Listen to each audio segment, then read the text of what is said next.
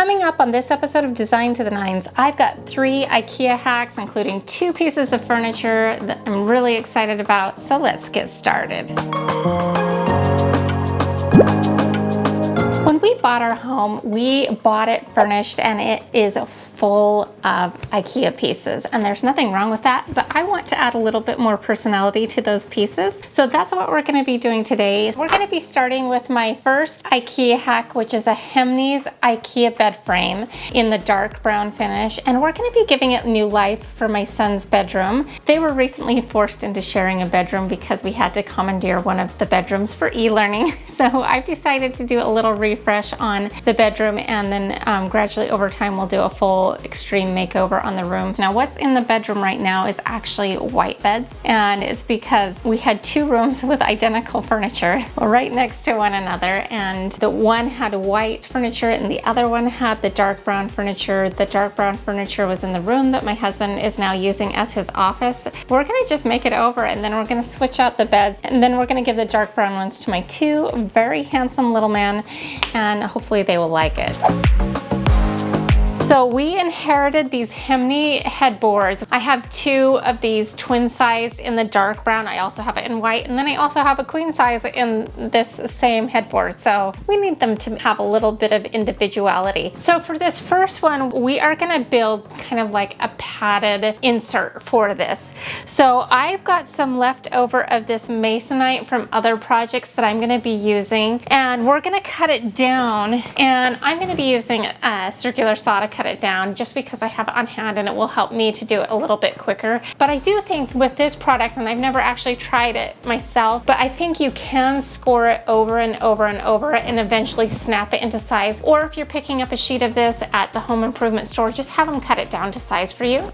Then all the work's done for you and no worries. Now, the fabric that I'm using is a faux leather, and it's kind of a caramely brown color, and there's a couple of reasons I use this, because I think I like the contrast of it next to the very dark ebony kind of colored wood. So we're going to be doing like this kind of vintage industrial vibe with a loose sports theme, and I got this at Hobby Lobby. It was originally $25 a yard, but of course you always need to use a coupon if you can. I had a 40% off coupon, so that really dropped the price of this down.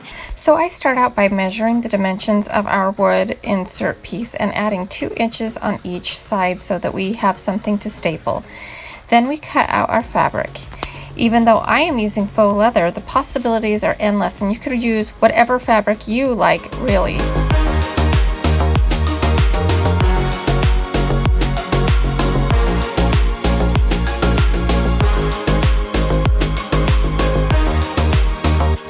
Then I use 1/2 inch foam and cut it to the dimensions, which for my insert is 24 inches tall by 36 5/8 inch wide. Then I cut out some lightweight batting. Now it's time to upholster. We lay down our fabric first, then our batting,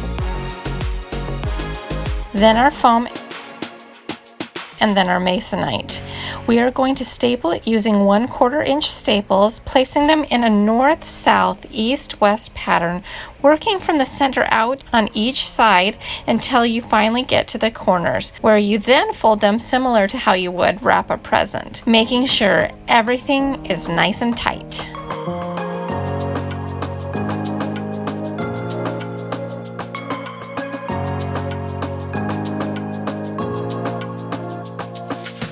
All right, so we've got this upholstered. It's really lightweight, so that is good, and it's upholstered really nicely. So now we're gonna add the little nail head trim, and this is actually just some thumbtacks that I picked up in the sewing section at Hobby Lobby. These are not technically for upholstery, but this is not very thick, so I figure that it will be okay. So I tried a lot of different techniques to do this nail head trim. I tried blue tape. That didn't really last long, as I discovered once you put it in place, it kind of was hard to pull the blue tape out from underneath it.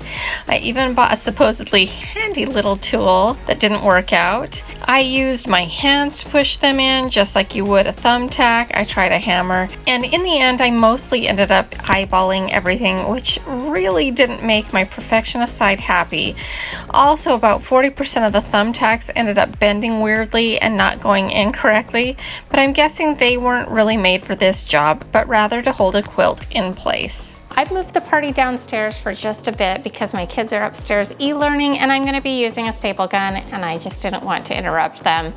Y'all feel me right now, right? So I've already finished the inset for the headboard part and now we're going to be working on the footboard. And I have to tell you, my hands are already like kind of bruised from pushing them in. I'm going to have to probably give my hand a little rest before I do the second one for my other son. And so what we're going to do is just the same thing we did on the headboard on the footboard, where we only did 3 sides on the headboard just because that bottom half you're not really going to see because the mattress is going to block. We do want to do all 4 sides on the footboard because you will see the whole thing in its entirety. And even with my tender hands, I really am excited about this project. I'm glad I did it and I think it's turning out fantastic. So let's get going.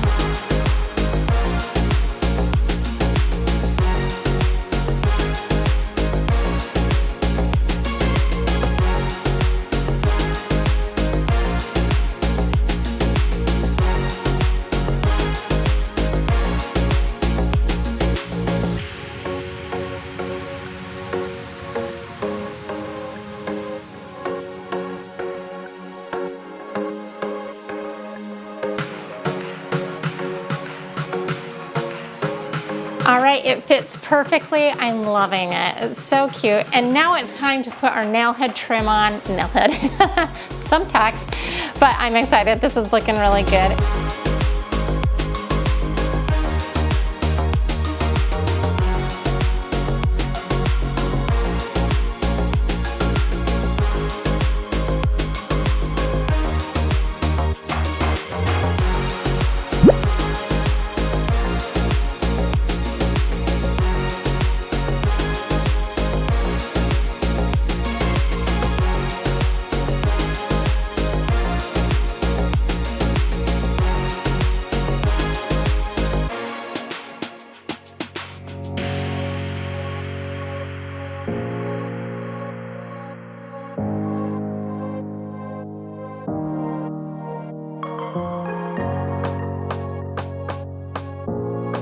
They say necessity is the mother of invention, and I didn't really invent this, but my hands are bruised, they are so sore, they're about to die.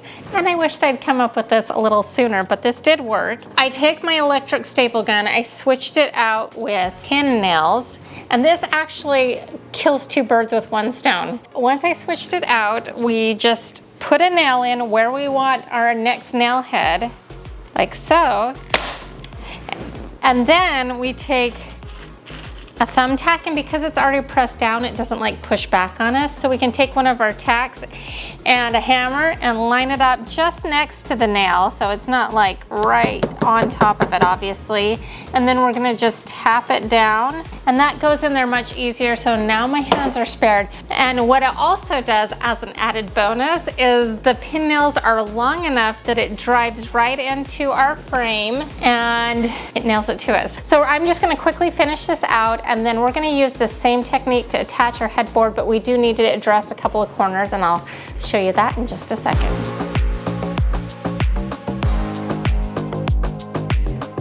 Now you can see in the corners there's no frame to support the corner of our inset. So if you push it in, it gives and you can push it through. I can tell you right now that will not work for the little guys. So I just take a couple of wooden dowels and staple those in the corners so that it will now be supported. I do this on both sides. Next, I strategically pop out a couple of the thumbtacks so that we can do the same method of nailing it into the bed frame and then covering those up with the thumbtacks, thus eliminating the need for liquid nails.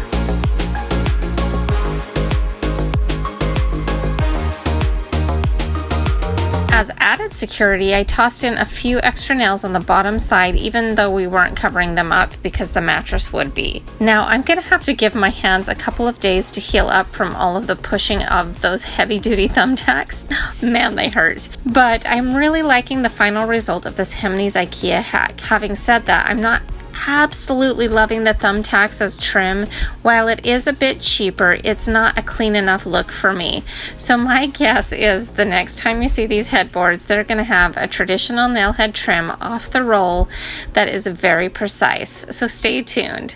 As is, I have probably around $45 into each bed. Switching it out to the nail head trim will only add an additional $5 for each bed. Right now, I'm really liking this hack, but I'm sure that when I fix the nail head trim, I'm really gonna love this IKEA hack. So that's my recommendation to you, is to use the nail head trim on the rolls for a more precise and clean look. So my next IKEA hack is the white dresser that's already in their bedroom. You've seen these dresses all over, I'm sure, and we are gonna be giving it just a little refresh. This is gonna be a really easy makeover because we're gonna just do something to the fronts of the drawer and that will give it a whole new look. So you don't always have to do much to really give something new life.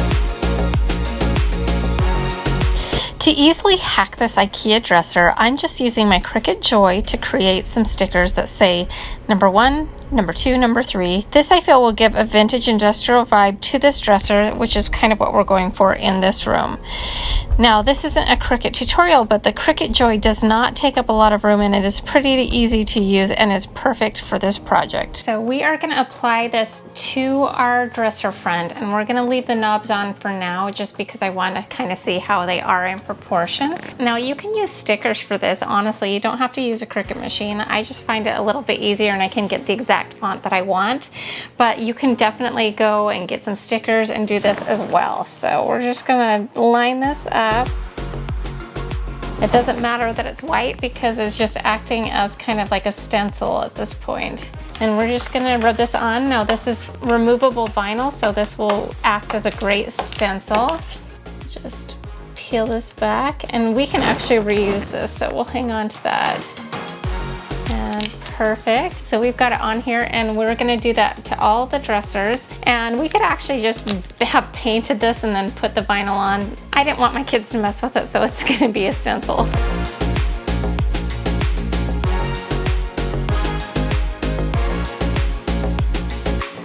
Perfect. I don't know if you can see that very well because it's white on white. So before we paint, we're gonna remove the hardware and that will make painting so much easier.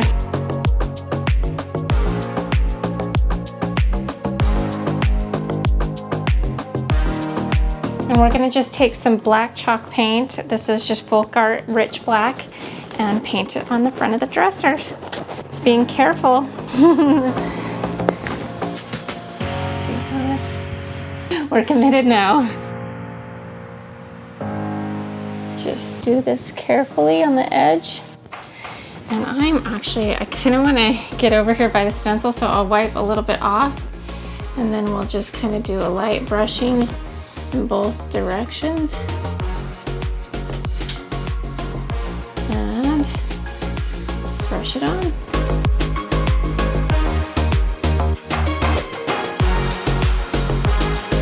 Two light coats are better than one heavy coat, I found. It's just better to do it that way. You'll get a better finish. It's just better to be patient.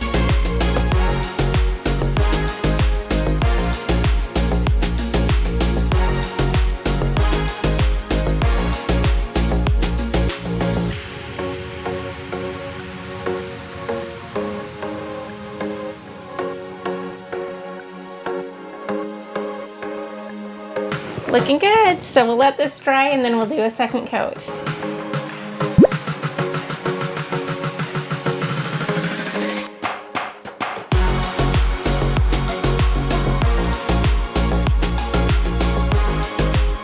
Now the moment of truth, we're going to remove our reverse stencil with the stickers and we'll see what it looks like. So here we go. Okay. Oh, awesome. Nice.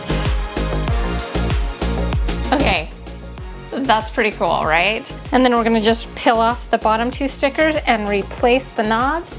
And this hack is done.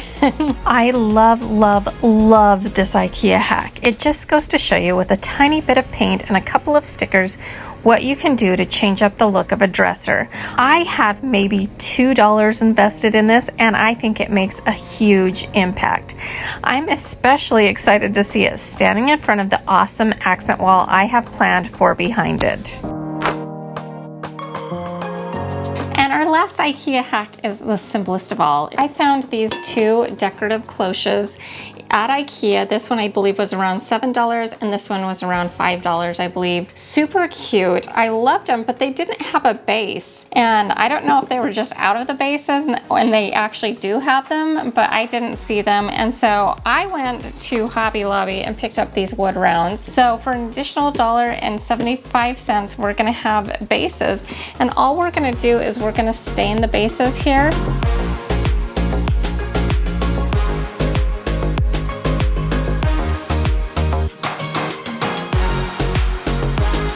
Then you have a decorative cloche that you can switch out seasonally, and it's beautiful and really cute, and it took really a little bit of stain and hardly any work. So those kinds of hacks are the best, aren't they? If you enjoyed this episode, here's another one that I think you'll like as well. And until next time, to all of my DIY Niners, bye.